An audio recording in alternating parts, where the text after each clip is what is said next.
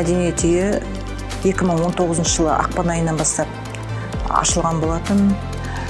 Бұл мәдениет үйінде 500 орындық концерт залы бар, 100 орындық конференц залы бар, және кітапханасымен бірге.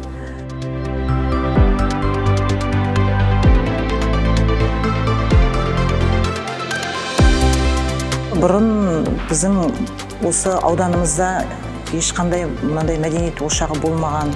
Осы үлкен ауданымызға осындай мәдениет ошағын салып берген Инком компаниясына рахметімізді айтамыз.